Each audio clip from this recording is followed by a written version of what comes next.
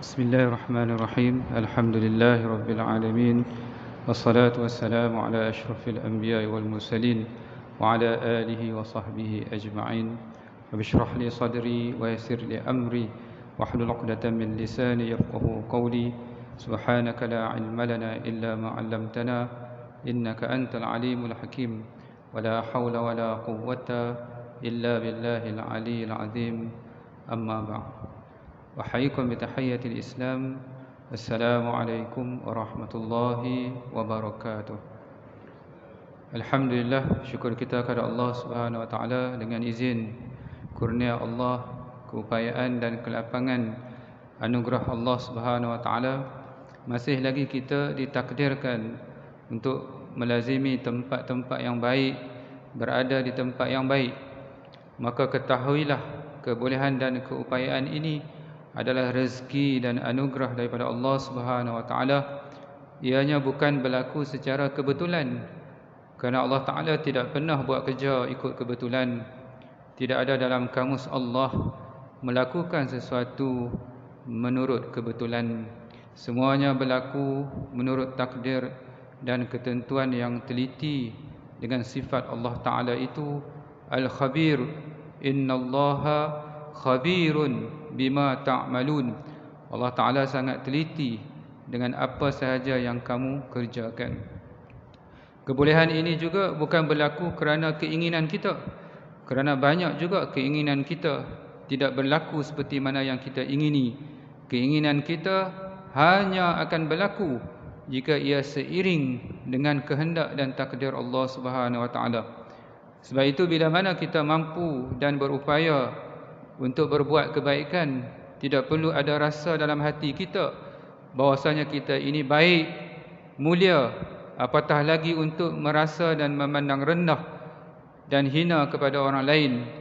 Kerana yang baiknya bukan kita, yang baiknya adalah Allah. Allah lah yang maha baik, yang telah menetapkan kebaikan untuk diri kita. Maka sekiranya ia bertepatan dengan keinginan kita, bersyukur saja kepada Allah Subhanahu wa taala. Tetapi sekiranya ia tidak bertepatan dengan kehendak dan keinginan kita, ketahuilah Allah Taala itu pastinya tidak menzalimi kita. Allah Taala pastinya tidak menganiayai kita.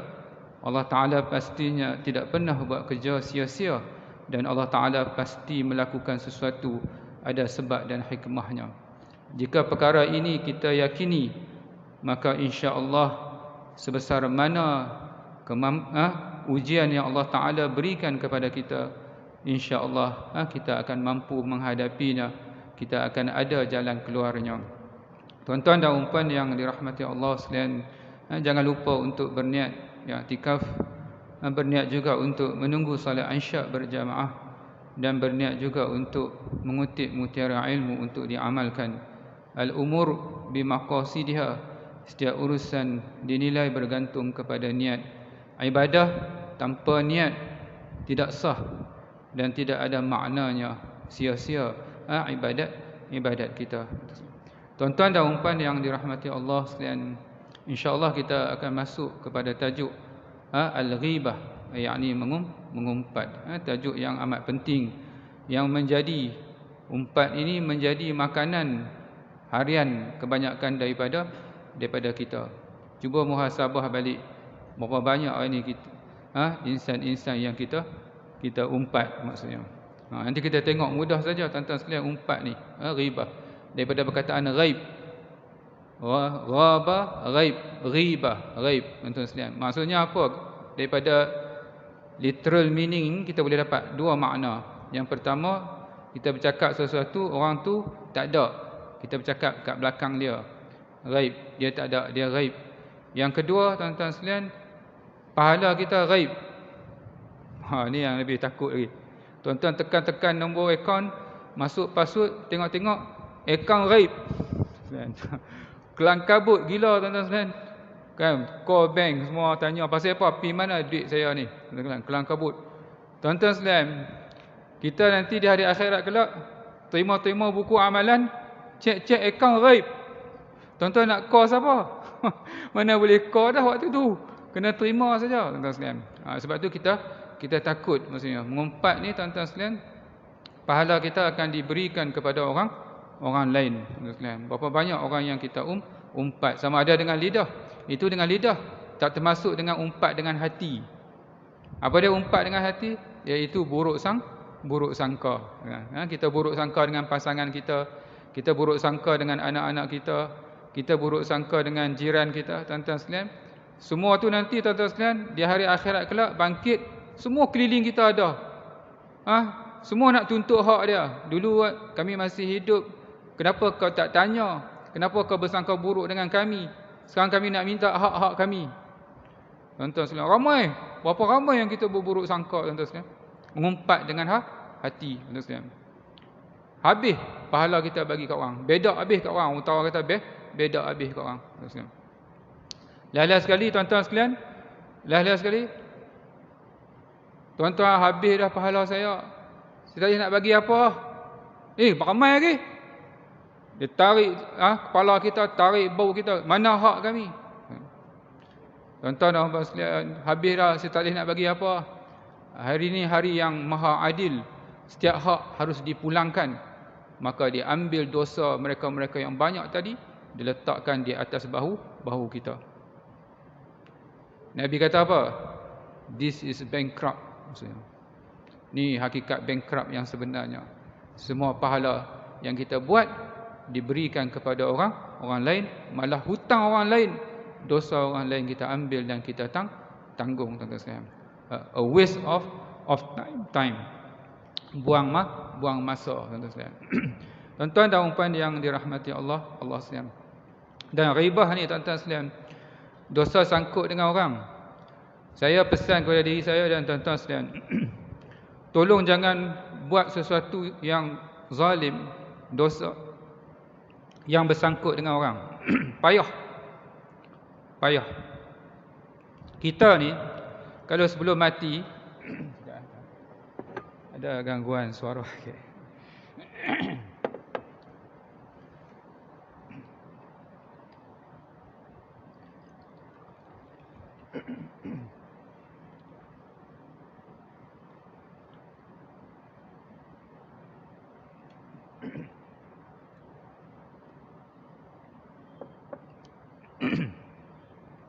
Kita ni sebelum mati, mungkin Allah Ta'ala timpakan dengan sakit. Sakit tu tuan-tuan sekalian, ridha kita, dia jadi kafarah. Habis dosa dengan Allah, habis. Tapi tuan-tuan sekalian, dosa dengan makhluk tak habis, sangkut. Dosa dengan makhluk, kita kena pergi jumpa dan minta maaf maksudnya. Ustaz, dia dah mati lah Ustaz. Kan? Dia dah mati lah. Sekarang ni kalau dia dah mati macam mana Ustaz? Tuan-tuan sekalian, dosa kita kat dia nanti akan ditimbang. Timbang letak bawah neraca. Tuan-tuan kena buat baik kepada dia, diletakkan di sebelah timbangan baik ni. Tuan-tuan kena buat baik lebih banyak daripada tuan-tuan buat buruk kat dia. Supaya apa? Bila timbang nanti, yang baik itu lebih berat daripada yang buruk. Jadi tuan-tuan kena sedekah bawah nama dia. Tuan-tuan baca Quran bawah nama dia. What is this? Buang masa.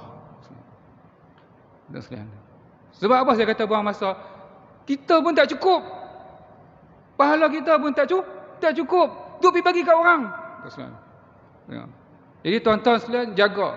Dosa kalau bersangkut dengan orang, ambil perhatian. Sebab itu bila kita sembang ke apa-apa yang bersangkut dengan orang, jadi kita kena jaga. Susah nanti di hari akhirat kelak. Ada ahli jemaah tanya, Ustaz, saya umpat seseorang Ustaz, kan?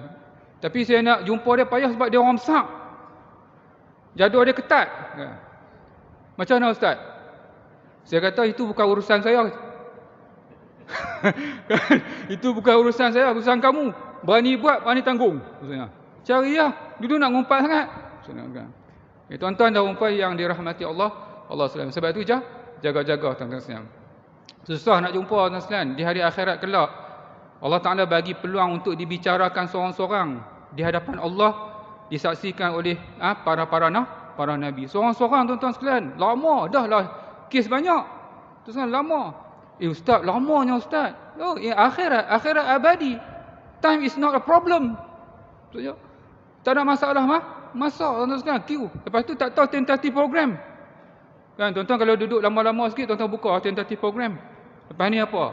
Oh, lepas ni 15 minit lagi refreshment, lega balik. Tuan-tuan sekalian. Akhirat mana ada 10:30 program? Tuan-tuan sekalian. Jadi tak terus risau dengan matahari sejengkal atas kepala, tuan-tuan sekalian. Sebab itu tuan-tuan sekalian, kalau masalah dengan orang, kalau boleh settle kat dunia, settle cepat. Jangan kita kadang-kadang style kita kan, jumpa akhirat. Oh, pending case pending, semua nak settle kat akhirat. Di hari akhirat tuan-tuan sekalian, orang masuk syurga dah, kita duduk queue lagi, kes kita belum disebut, tuan-tuan sekalian. Sebab tu bila sangkut dengan manusia, kita kena lebih berhati-hati, tuan-tuan sekalian. Kalau tuan-tuan sembang kat kedai makan, tuan-tuan sekalian, tuan-tuan sebut nama orang, tiba-tiba tuan-tuan gelak, ketawa, agak-agak tuan-tuan cakap apa pasal dia?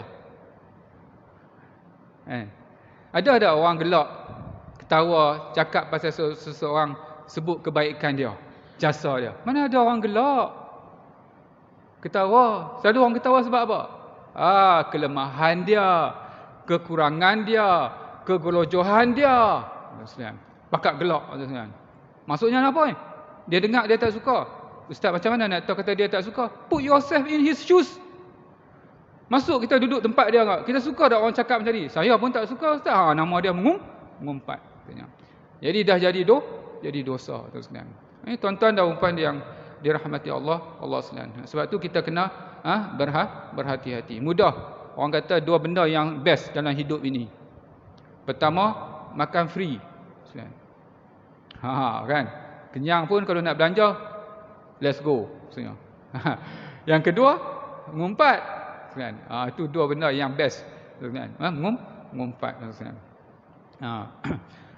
Dalam surah Al-Hujurat ayat 12, Allah Ta'ala berfirman, وَلَا يَغْتَبْ بَعْضُكُمْ بَعْضًا أَيُحِبُّ أَحَدُكُمْ أَنْ يَأْكُلَ لَحْمَ أَخِيهِ مَيْتًا فَكَرِهْتُمُوهُ. Dan janganlah setengah kamu mengumpat setengah yang lain.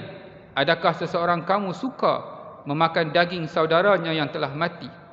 Tentulah kamu sekalian benci memakannya. Tuan-tuan sekalian, ngumpat ni, dia punya buruk, jijik dan jelek dia macam makan mayat saudara sendiri. Saya suka bagi analogi supaya tuan-tuan boleh nampak. Nanti kalau nak mengumpat, jaga-jaga.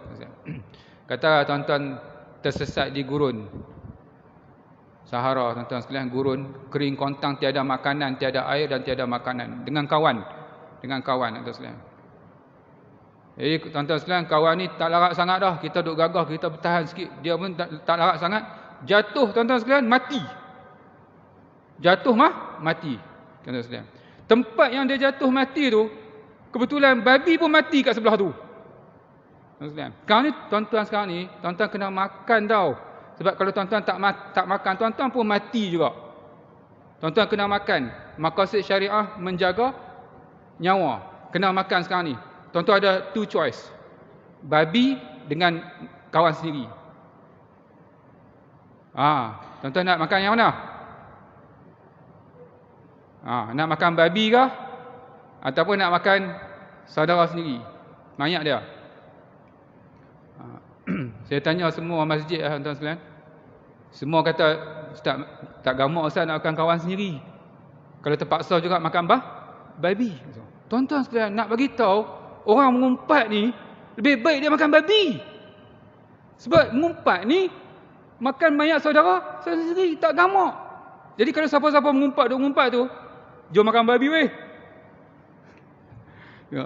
Lebih baik makan babi. Sebab tuan-tuan sekalian, lebih ringan daripada kita makan mayat saudara kita sendiri, tak tergamak, tuan-tuan sekalian. Jadi tuan-tuan sekalian, jaga-jaga. Berat tuan-tuan sekalian mengumpat ni, tuan-tuan sekalian.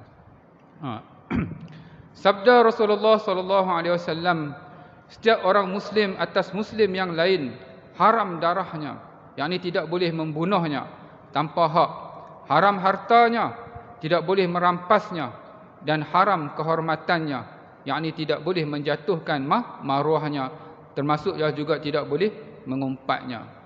Wahai mereka yang telah beriman lidahnya, tetapi belum beriman pula hatinya. Ni tuan-tuan sekalian, iman level parrot maksudnya. Iman dekat lidah aja. Iman burung kakak tu, kakak tua, tuan sekalian. Dia tak sampai ke hati, tuan-tuan sekalian. Janganlah kamu mengumpat kaum muslimin, dan janganlah kamu mengintip-ngintip keaiban-keaibannya. Sebab barang siapa yang mengintip keaiban saudaranya, nescaya Allah akan mengintip keaibannya. Dan sesiapa yang Allah intip keaibannya, nescaya dia akan mendedahkannya, meskipun dia berada di dalam, yakni di tengah rumahnya. Tuan-tuan dan puan yang dirahmati Allah sekalian. Kita ni tuan-tuan sekalian, kita kena ingat, yang membahayakan kita bukan aib orang. Yang membahayakan kita bukan aib orang lain, bukan dosa orang lain, tuan-tuan sekalian. Yang membahayakan kita iaitu aib kita, dosa kita. Jadi kenapa kita terlalu sibuk sangat dengan aib orang lain? Terlalu concern sangat dengan kelemahan orang lain, terlalu ambil berat sangat pasal kejelekan orang lain. Kenapa, tuan-tuan sekalian? Saya tahu sebab apa. Sebab dalam hati kita ada sakit, ada penyakit. Penyakit tu, tuan-tuan sekalian, penyakit tu nama dia penyakit hasad dengki. Tuan-tuan sekalian, tuan-tuan sekalian, ni COVID-19 ni, tuan-tuan sekalian, na'udzubillahi min zalik. Tapi kalau kena, tuan-tuan sekalian, redha, pasrah, kafarah. Bangkit nanti, dibangkitkan di hari akhirat kelak, tak ada dah COVID-19. Habis lah dimakan tanah, sebab penyakit tu penyakit jasad. Bila dia bangkit, tak bangkit dengan COVID-19. Tapi penyakit hati, hasad dengki ni, tuan-tuan sekalian, bila bangkit di hari akhirat kelak dalam kubur, bawa penyakit yang sama. Tak habis, tuan-tuan sekalian. Tak habis. Tak rawat sekarang. Bila tak rawat sekarang, bangkit kelak, rawatannya satu je rawatan dia. Laser. Kalau laser kat dunia tak apa lagi, tuan-tuan sekalian. Laser kat akhirat, tuan-tuan sekalian, api neraka. Bukan sentuh, terjun, berenang dalam api neraka, tuan-tuan sekalian. Ini kena jaga, tuan-tuan sekalian. Kena jaga. Kita seminggu dua yang lalu, kita dikejutkan dengan kes seorang suami menjurut isterinya sehingga mati, tuan-tuan sekalian. Puncanya apa, tuan-tuan? Puncanya apa? Ni lah, hasad dengki lah, tuan-tuan sekalian. Puncanya penyakit hati, tuan-tuan sekalian. Dan bila kita jadi macam tu, tuan-tuan sekalian, kita naik marah. Bila kita naik marah, tuan-tuan sekalian, dia punya peraturan dia tentang emosi ni, marah naik, cerdik turun. Marah naik, cerdik turun. Kewarasan turun, tuan-tuan sekalian. Sebab tu jaga-jaga, tuan-tuan sekalian. Kalau tuan-tuan marah, tuan-tuan jaga-jaga. Sebab dia punya peraturan dia macam tu. Marah naik, cerdik turun. Bila cerdik turun, marah naik, tuan-tuan sekalian, ada makhluk Allah duk tunggu. Dia nak ambil kesempatan. This is my time. Siapa makhluk Allah tu? Our real enemy. Aduun mubin. Syaitan. This is my time. Jadi syaitan siapkan semua skrip. Skrip daripada awal sampai habis. Just follow the script. Ikut buat. Sekali ikut, terus kena ikut. Sampai satu peringkat, tuan-tuan sekalian, syaitan ketawa dan gelak kepada kita. Sebab itu jaga-jaga, tuan-tuan sekalian, dengan emosi kita. Kawal emosi kita. Orang yang kuat, orang yang hebat, bila mana dia marah, dia mampu mengawal kemarahannya. Nafsunya di bawah kawalan di dirinya. Jadi tuan-tuan dan puan sekalian, kalau kita tahu aib orang lain bukan memudaratkan kita, lebih baik kita duduk sibuk dengan aib diri kita sendiri. Siapa yang dalam ni surau ni tak ada aib, masjid ni tak ada aib? Masih baik sekarang kita masuk, kita scan temperature je. Kalau ada scan aib, tuan-tuan sekalian pakai tak mai lah masjid ni. Scan aib anda, scan. Pakai tak mai masjid. Semua ada aib, tuan-tuan sekalian. Saya boleh duduk sini, tuan-tuan boleh duduk sana sebab bukan kita baik. Sebab Tuhan simpan je aib kita. Kalau Tuhan buka, tuan-tuan sekalian, tak berani main masjid, tak berani main surau, tuan-tuan sekalian. Jadi kalau kita tahu aib kita sendiri pun banyak, dan aib kita sendiri yang akan memudaratkan kita, kenapa kita terlalu berminat dan seronok dengan aib orang lain? Maka Nabi kata, beruntunglah mereka yang sibuk dengan aib dirinya sendiri. Tuan-tuan dan puan yang dirahmati Allah sekalian. Kebanyakan para salafus soleh berpendapat bahawa ibadah itu bukan hanya setakat puasa atau solat sahaja, tetapi terkira dalam ibadat juga, yakni menahan diri daripada mengumpat. Maksudnya, kita solat memang ibadat, tuan-tuan sekalian, puasa ibadat. Tetapi tuan-tuan sekalian, kalau kita tahan mulut kita, lidah kita, tangan kita, hati kita daripada mengumpat, itu juga dikira sebagai ibadah maksudnya. Dalam arti kata, tuan-tuan sekalian, dalam arti kata, kalau tak ada rasa, dia tak dapat pahala lah. Duduk saja ustaz. Kalau saya duduk saja ustaz, dapat pahala tak ustaz? Tak mengumpat. Tak dapat pahala, tak mengumpat. Tuan-tuan sekalian, yang dapat ni tuan-tuan sekalian, bila lidah gatai betul lidah nak mengumpat. Tangan gatai ni nak tekan ni, tekan, tuan-tuan sekalian. Pada waktu ni mengumpat ni, dia tahan. Maka bila dia tahan tu, itu dia mendapat pahala ibadah maksudnya. Tuhan bagi pahala ibadah. Nabi satu ketika, tuan-tuan sekalian, Nabi menyebut ketika mana kita bersama dengan isteri juga dikira ibadah. Bersama isteri pun ibadah kau Nabi? Sahabat tanya, bagaimana kalau kamu bersama dengan yang haram maksudnya? Dalam arti kata, tuan-tuan dan puan sekalian, kadang-kadang benda biasa pun, rutin pun, tetapi dengan sebab asbab itu menghalang kita daripada terjatuh kepada benda yang haram, itu juga dikira sebagai ibadah. Tuan-tuan dan puan yang dirahmati Allah sekalian.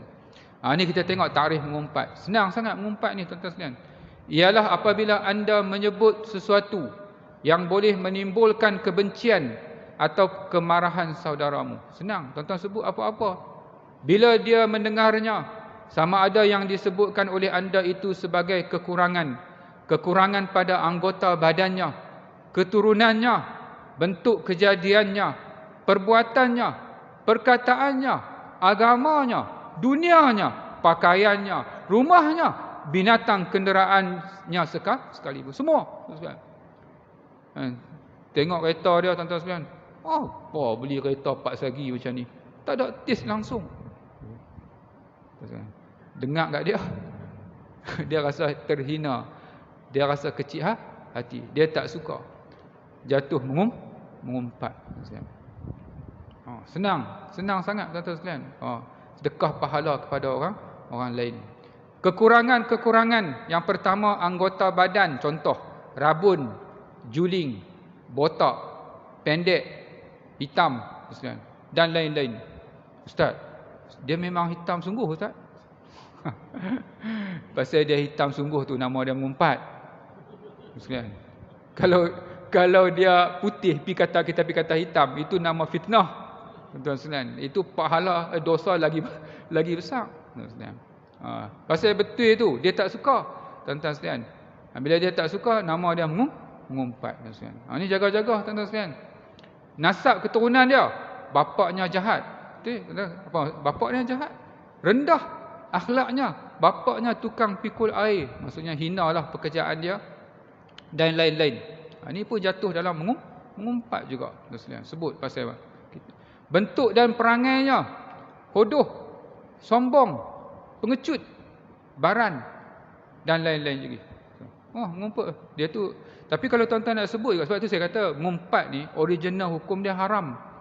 Jadi ustaz, saya nak sebut kat ustaz, tuan-tuan kena cari alasan lah mengubah hukum haram ni kepada hukum-hukum yang lain.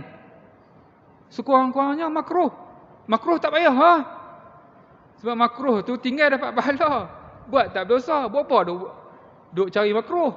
Carilah sekurang-kurangnya yang sunat ke yang wajib maksudnya. Saya kena sebut ustaz. Dia ni ustaz saya kena sebut. Kalau saya tak sebut ni ustaz, mudarat habis. Satu qaryah. Okey, tak ada masalah. Hukum dia yang asal hanya haram berubah. Silat-silat jadi wajib. Kita tahu orang berniaga, kita pernah kena tuan-tuan sekalian, scammer tuan-tuan sekalian, kita tahu dia tu, kita kena. Kena bagi tahu. Sekalian. Kena bagi tahu supaya orang lain tidak kena macam kita. Sekalian. Tapi tuan-tuan bagi tahu tu, tuan-tuan kena jaga-jaga juga. Tuan-tuan sekalian. Ada bukan tujuan dia untuk nak selesaikan masalah. Tapi kalau tuan-tuan duk pi sebab masalah lagi besar, itu salah. Kita nampak aib dia. Tuan-tuan sekalian. Kita pergi cakap kat kawan kita. Kawan kita pergi cakap kat kawan orang lain. Tuan-tuan sekalian. Last sekali masalah tak selesai. Aib dia yang tersebar. Tak boleh. Tuan-tuan sekalian. Jadi dosa. Dia duduk datang masjid, duduk datang surau, tiba-tiba aib dia dah tersebar, dia tak datang masjid lah. Dia tak datang surau. Sebelum ni semayang juga. Nabi kata, sebesar mana dosa kamu, solatlah. Nanti solat akan mencegah kamu daripada mungkar. Kita salah buat amal ma'ruf nahi mungkar, tuan-tuan sekalian. Dia sebut pasal aib dia, terus dia tak main masjid. Terus dia tak main surau, tuan-tuan sekalian. Tuan-tuan kena jaga maksudnya. Bukan sewenang-wenangnya buat amar ma'ruf dan nahi mungkar. Elakkan daripada membuat sesuatu amar ma'ruf dan nahi mungkar yang membawa kepada kemudaratan yang lebih besar maksudnya. Kalau boleh secara rahsia dulu tuan sekalian.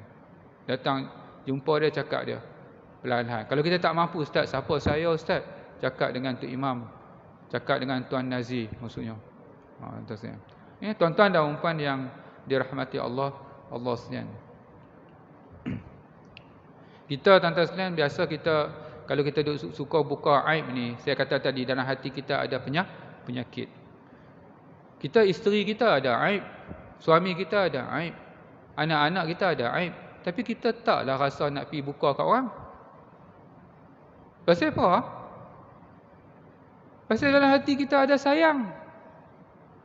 Sayang kat pasangan kita, sayang kat anak-anak kita.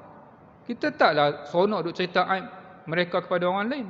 Tapi kalau yang orang-orang lain kita suka cerita sangat, menarik sangat, suka ambil berat ni sebab apa? Sebab dalam hati kita ada penyakit. Penyakit hasad dan dengki, tuan-tuan sekalian. Envy. Daripada perkataan envidia, tuan-tuan sekalian. Maksudnya blind, buta. Sama ada dia buta dengan sebab hasad ataupun hatinya buta menyebabkan dia jadi hasad maksudnya. Itu dia punya root kepada envy ni, tuan-tuan sekalian. Ini tuan-tuan dan puan yang dirahmati Allah sekalian. Orang passion yang pertama, envy ni setan lah. Envy, setan, tuan-tuan sekalian. Penyakit. Sebab apa? Envy kepada Nabi Adam. Nabi Adam, tuan-tuan sekalian, dihasut dengan Hawa makan buah. Buah tu, tuan-tuan sekalian, orang panggil apa? Buah khuldi. Buah pokok tu bukan pokok khuldi pun, tuan-tuan sekalian, tapi iblis pandai. Dia guna term tu. Adam, Hawa, nak kekal dalam syurga, makanlah buah ni, buah khuldi. Buah menyebabkan kau kekal dalam syurga. Syaitan yang bagi nama tu, tuan-tuan sekalian. Adam dengan Hawa makan je, tuan-tuan sekalian. Jatuh, terbuka aib habis, dibuang ke dunia, tuan-tuan sekalian. Seorang jatuh di Jeddah, tuan-tuan sekalian, maksudnya Tok Wan perempuan. Kita panggil, kalau orang utara dia panggil Tok. Jeddah tu Tok. Seorang jatuh kat India, akhirnya 200 tahun bertemu di padang Arafah. Tuan-tuan sekalian, makan buah yang terlarang, ditarik segala nikmat, dikeluarkan daripada syurga, tuan-tuan sekalian, 200 tahun. Tuan-tuan sekalian, level Nabi, level kita, tuan-tuan sekalian. Kalau buat benda haram, tuan-tuan sekalian, Tuhan tarik nikmat. Sebab itu kalau tuan-tuan tak ada rasa nikmat baca Quran, tak ada nikmat dah, bangun malam pun tak ada nikmat dah, ibadat pun tak ada nikmat dah, tolong jangan salahkan siapa-siapa. Muhasabah diri. Sebab dia dosa. Bila kita buat dosa, yang halal ditarik nikmatnya. Habis benda-benda yang halal ditarik nikmat. Ada seorang datang ke Imam Syafi'i. Imam Syafi'i, Syekh, saya kahwin dengan isteri saya. Tapi saya duk tengok isteri saya sekarang ni tak macam dulu-dulu dah. Saya suka tengok orang lain. Imam Syafi'i kata apa? 1 bulan balik tunduk pandangan. Tunduk pandangan. Jangan tengok benda yang haram. Lepas sebulan dia datang balik. Macam mana? Imam Syafi'i tanya. Alhamdulillah, saya rasa seronok balik tengok wajah isteri saya. Tuan-tuan sekalian. Sebab apa? Sebab kalau kita buat benda haram, Allah Ta'ala tarik habis kelazatan kepada yang halal, dan Allah Ta'ala bagi kelazatan kepada yang haram. Sebab tu jaga-jaga, tuan-tuan sekalian. Kita kadang-kadang jaga dah pukul 2. Pukul 4 pagi. Terkejut jaga, tuan-tuan sekalian, dah tidur awal. Pansya tidur pukul 4 elok-elok bangun, tuan-tuan sekalian. Tapi tuan-tuan sekalian, dia berguling atas katil, dia tak nak bangun juga. Guling. Tak bangun juga, tuan-tuan sekalian. Lala dengan azan. Tu pun bangun dah sebab rumah tepi masjid. Tuan-tuan sekalian, pasal apa? Tak ada lazat nak bangun malam dan sebagainya. Salah satu sebab dia adalah dosa. Allah Ta'ala tarik kelazatan beribadat. Bahaya, tuan-tuan sekalian. Tuan-tuan dan puan yang dirahmati Allah sekalian.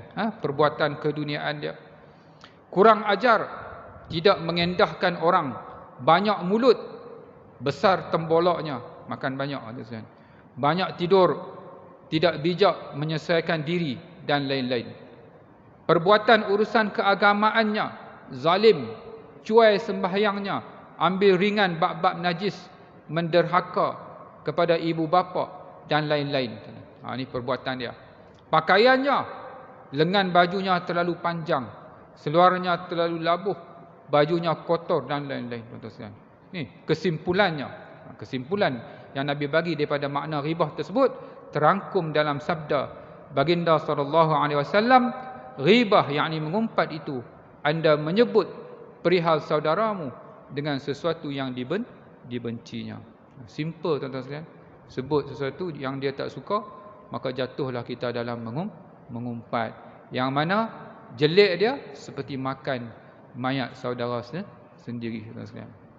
Tuan-tuan sekalian, gelak makan-makan di tengah sembang kat kedai mamak, tuan-tuan sekalian, gelak, tuan-tuan sekalian.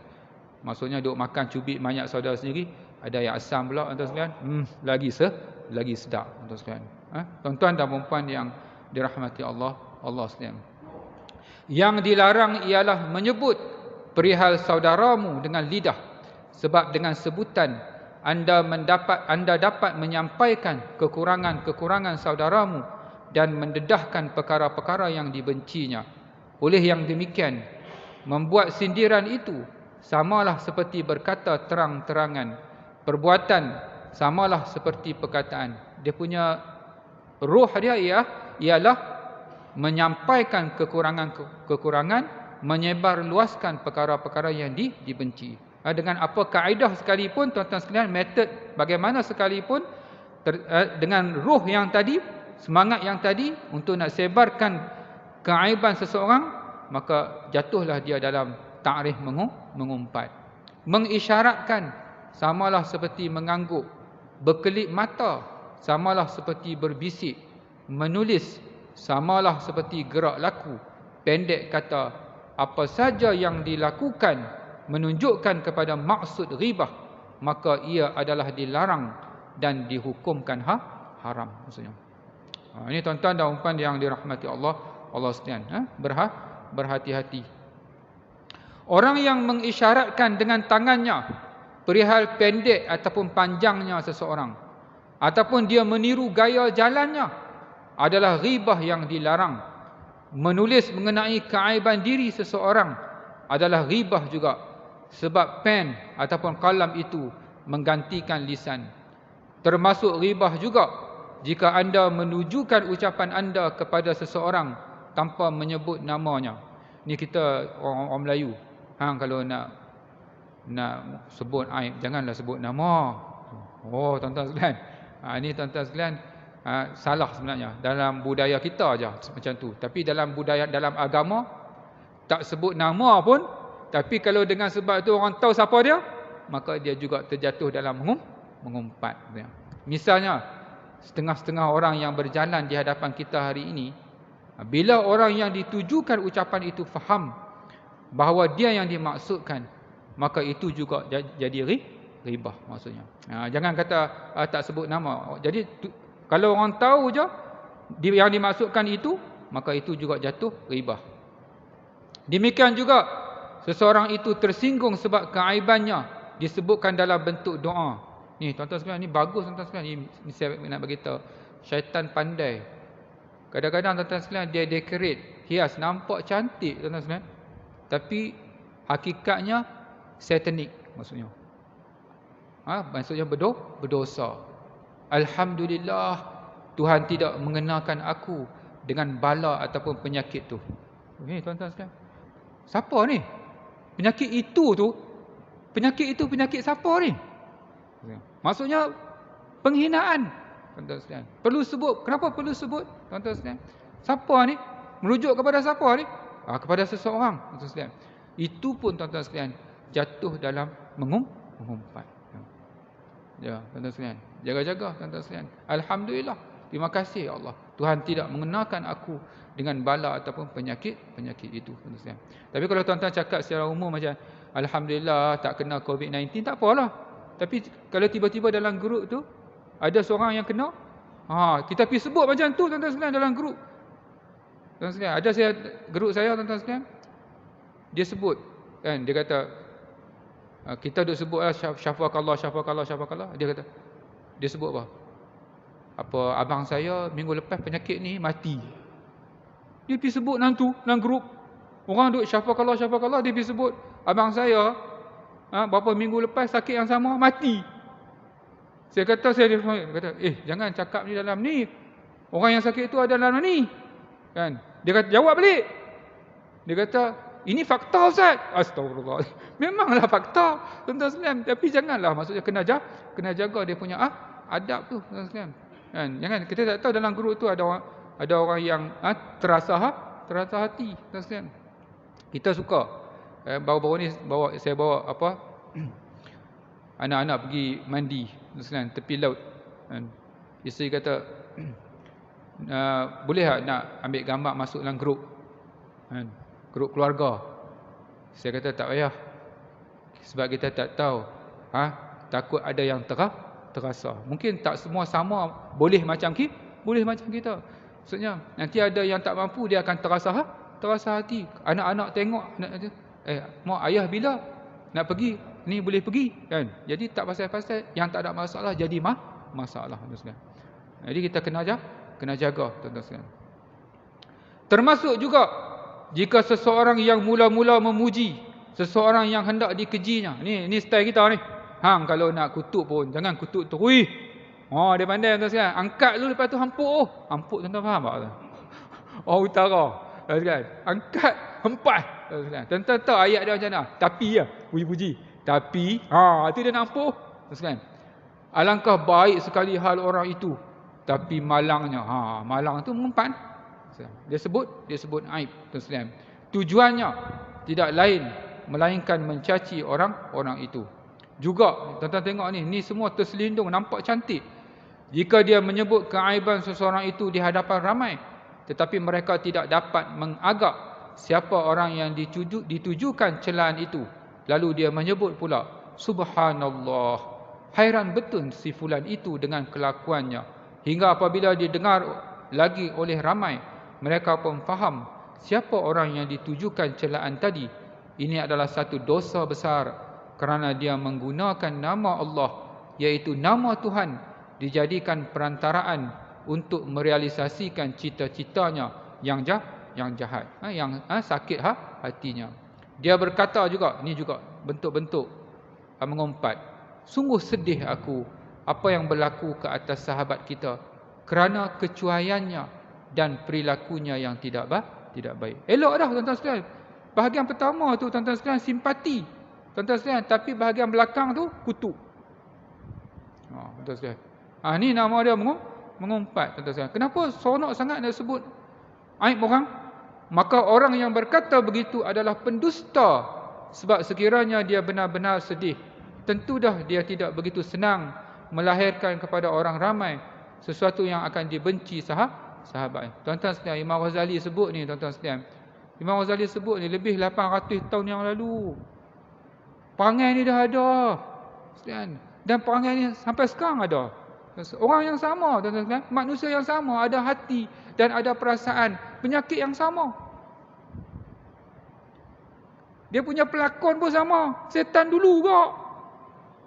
Tuan-tuan sekalian. Iblis yang dulu kok, tuan-tuan sekalian. Sebab tu jaga-jaga, tuan-tuan sekalian. Ni tuan-tuan dan puan yang dirahmati Allah sekalian. Sikit lagi, kita berhenti apa? 38 ya. Ha? 9 minit lagi. Ha, baik. Boleh berhenti dah, Pak? Sikit. Juga last. Kasihan si miskin itu, dia telah diuji dengan suatu bala yang besar. Ni tuan-tuan sekalian. Kasihan si miskin itu, dia telah diuji dengan suatu bala yang besar. Mudah-mudahan Allah mengampunkan dosa kita dan dosanya. Nyatalah pada lahirnya dia pura-pura melahirkan doa, tetapi Allah lebih mengetahui isi perutnya dan niat busuknya, dan oleh kerana kejahilannya dia tidak sedar bahawa dia telah melibatkan dirinya dalam satu kutukan besar daripada Allah Subhanahu wa taala. Moga Allah Taala melindungi kita, lidah kita, perbuatan tangan, tingkah laku kita daripada melakukan perbuatan yang dimurkai oleh Allah Subhanahu wa taala. La haula wala quwata illa billah. Kita tangguhkan majlis kita dengan tasbih kafarah. Ya. Oh, mati syahid. Tuan-tuan dan puan yang dirahmati Allah sekalian, dia ada beberapa kategori syahid, tuan-tuan sekalian. Ada beberapa kategori syahid. Syahid yang paling besar, syahid yang berjuang di jalan Allah, mati. Itu tuan-tuan sekalian, ni patut bila ada jegir saya arah. Kan. Jadi tuan-tuan sekalian, itu syahid yang paling besar. Dan kematian yang lain macam mati lemas, tuan-tuan sekalian, ni juga termasuk dalam syahid. Ini bukan ini syahid beberapa kategori maksudnya. Syahid juga, tapi ini nama syahid akhirat maksudnya. Syahid akhirat. Baik, sama-sama. Kita tangguhkan majlis kita dengan tasbih kafarah suratul As. Subhanakallahumma wa bihamdika asyhadu an la ilaha illa anta astaghfiruka wa atubu ilaik. Bismillahirrahmanirrahim. Wal 'asri innal insana lafi khusr illa alladhina amanu wa 'amilus solihat wa tawasaw bil haqqi wa tawasaw bis sabr. Wassalamu alaikum warahmatullahi wabarakatuh.